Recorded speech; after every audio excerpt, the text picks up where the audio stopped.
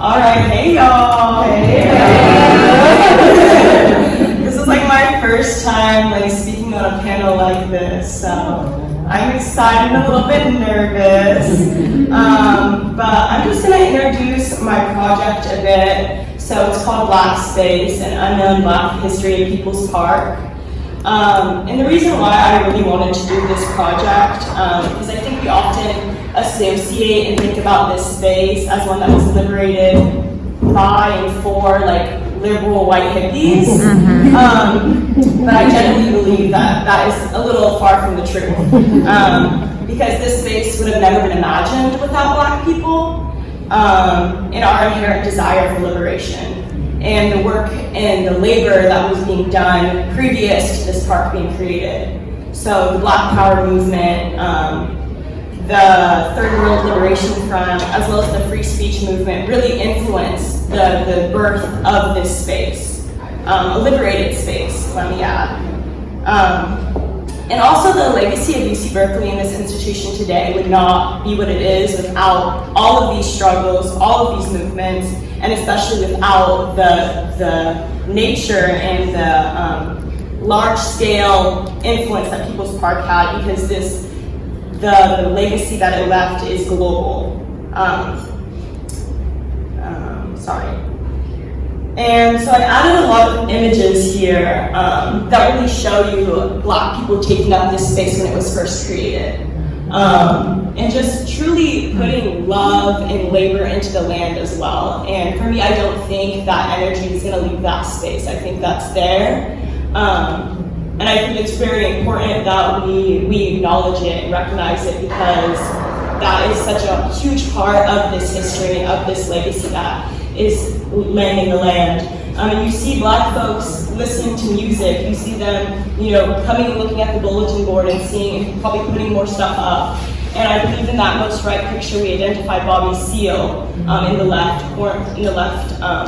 So there is a huge legacy and just a huge presence of Black folks in this space that we don't always acknowledge. And I think how this affects us today on this campus as Black students is that we come here to kind of step into this legacy, most of us, as well as like coming to a prestigious institution, but we come into this space wanting to step into this legacy of activism and change making and pushing for liberation. And I think we can't separate that from the legacy of this space. And I don't think we recognize that this legacy that we're stepping into is so deeply connected to this. And the cooperative means and the mutual aid that folks still receive at that space resembles when it was first created. And I think for me, when I first was imagining this project, it was because I did engage in a protest for the park. And I saw that, although there was like small amounts of protesters in general, there was like 5 or 6 Black folks there. And I knew that like the exact protest, people putting up fences, trying to fence off the commons, is not an experience as it is an experience that has happened there before, and that history was repeating itself. So that made me think, how many Black folks have fought for this space? And especially because of today's imagery of this space and the super negative connotations associated with this space that are often associated with Blackness, let that be violence, drug use, and poverty. Those are things that I think Blackness are, by the white lens, attached to. And so when we come into this space of academia, we try to separate ourselves from that, try to distance ourselves from that, and I think thus distancing ourselves from that space, that people can come and still get free food today. There's still active measures to have mutual aid in that space. And I want to talk a little bit more about my familial legacy within this space and why I really engaged in it from the moment I stepped on campus. So long before this project, I think my mind was invested in doing this research. When my grandma came from New York, the first place that she came to California was actually the park. And she stayed there for like about a week. And she just was telling me these stories before I came to Berkeley because she really wanted me to engage in the space myself. And she spoke of, sitting around the fire and receiving like bowls of soup and just food that they made together, and how much of a loving and welcoming and safe experience that was for her, and how that made her want to stay in California actually and explore further. And she told me something that has never left me was that when I went into that space, I've never felt a love like that. And she told me that I should go to that space myself because I'm probably going to experience more love in that space than I will in this whole institution. And I would say for the most part that has been a very true experience. Obviously the pockets of love like that I get within like Black studies like keeps me full here, but also like having experiences with people I don't even know.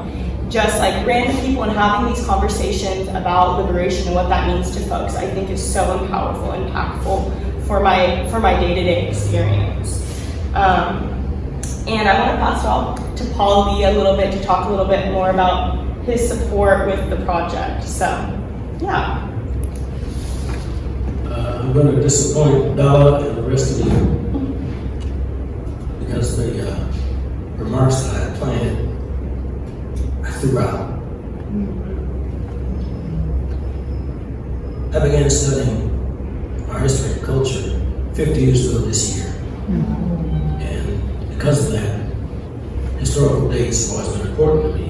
Since the 1970s, I've produced programs that memorialize and celebrate historic dates. And when I got up this morning, I looked at the calendar, and I saw that it was September 15th, and I was shattered.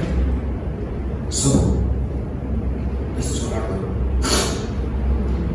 Today, we remember and mourn Denise McNair, 11 years old, and Addie Mae Collins, Carol Robertson, and Cynthia Wesley, all 14 years old, whose young bodies were blown to pieces by a bomb planted at Birmingham, Alabama's historic 16th Street Baptist Church by white supremacist Ku Klux Klan cowards 60 years ago.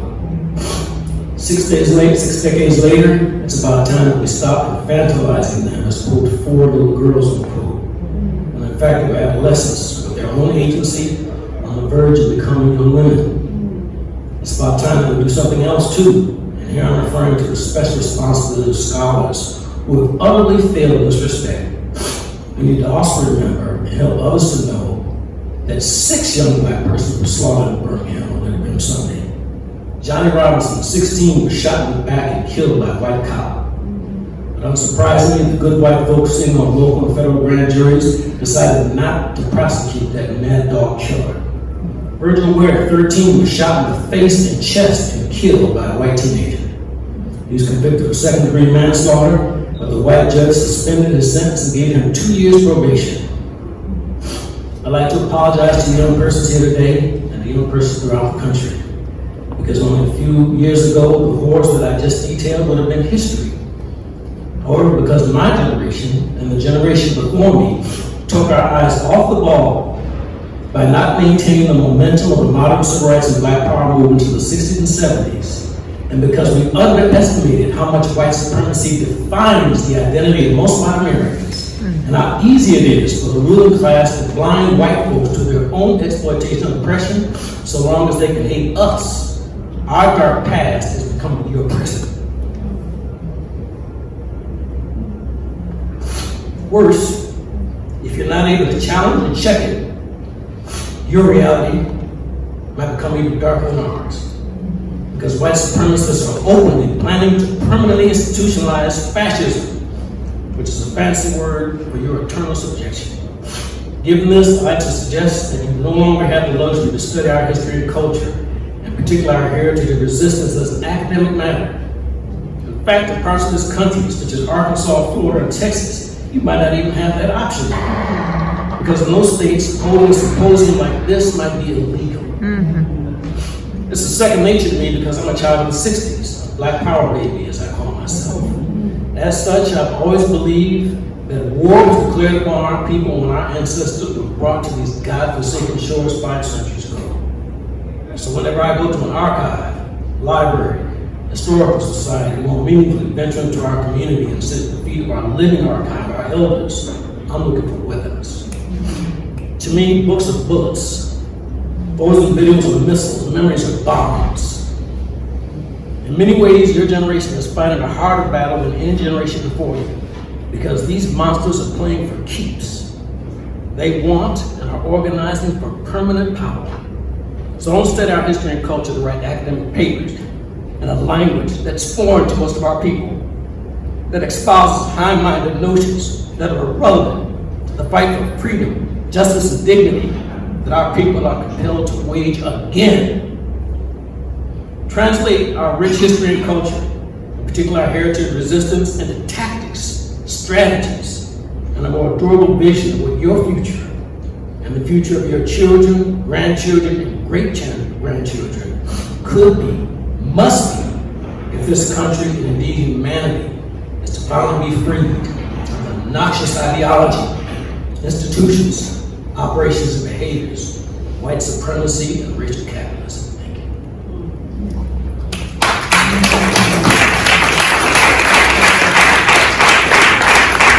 Thank you. 2 chairs of African American Studies, Micah Khater and Nikki Jones, who presided over the BSc, to Lee Rayford, Chairman Michelle, directed it, and to Barbara McTaniel, who's managed it. Because in my opinion, the BSc, along with the Clark Scholars, has elevated the scholarship of this department, provided a powerful example for other departments. I was stunned when Barbara told me that the funding on this was run out, because I've been associated with this department, believe it or not, since the late 1970s. And the presentation that you just heard are a good example of why the BSc is so special. Y'all are rocking. I told you, I've been here for 50 years, and I've been taking, you saw me typing, I was taking notes on what you said. You're charting the future. Make no mistake about that. You have brilliant professors, but the stuff that's coming out of y'all, we never thought of it. And I'll give you an example. I grew up in the early 1970s on Blake, right off of Telegraph, which is 1 block south of People's Park. So the park has always been a part of my life, and I've had a special interest in what I call its unknown Black history. So when Bella June, the reason I call it Bella June, my friend Nagin Mosaed is Persian, and she told me that when you feel warm towards somebody, you add the affectation June. And I love Bella June. So when Bella June approached me to be a mentor for the project, I was willing to turn over everything that I had, and I assumed that she could merely shape it. Then she went out and did her own research and brought it back to me. And there were 2 things that struck me. First of all, she brought me books that I already had and I was very familiar with, and showed me images of Black people in those books that I had never seen, including what you just, I didn't know Bobby Seale was in that book. Then she did something that particularly delighted me. She brought me a report by a Scandinavian social scientist who was working for the administration at the time.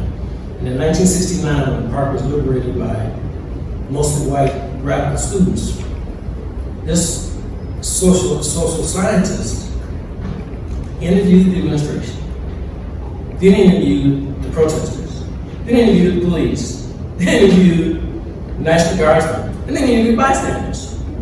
And he was so skilled, he was able to ingratiate himself and win the trust of all of them. So you have this kaleidoscopic perspective on the liberation and the defense of People's Park. And I asked her where she found it. In the engineering library. Did you know that engineering had a library? Because I did not. And I asked her, why did you go to the engineering library? And she said she was led there. And she coined the term for something that I've experienced since I was 14 years old. She calls it third eye research. And what that means is, well, in my own terms, your rational faculties are good, but they'll take you to the door. Your intuition, which African peoples are particularly plugged into, will take you over the top to a new level. And so I would encourage you, I wasn't taught this in school, and I don't know if you're being taught this, but use your rational faculties, develop them, but don't limit yourself to it. The great martial artist Bruce Lee said when he started studying martial arts, a kick was just a kick. Then when he studied it more deeply, a kick became more than a kick. But then when he reached true understanding, he understood that a kick was just a kick. That middle part, really refined his initial understanding, it made it more possible, made it possible to be more authentic.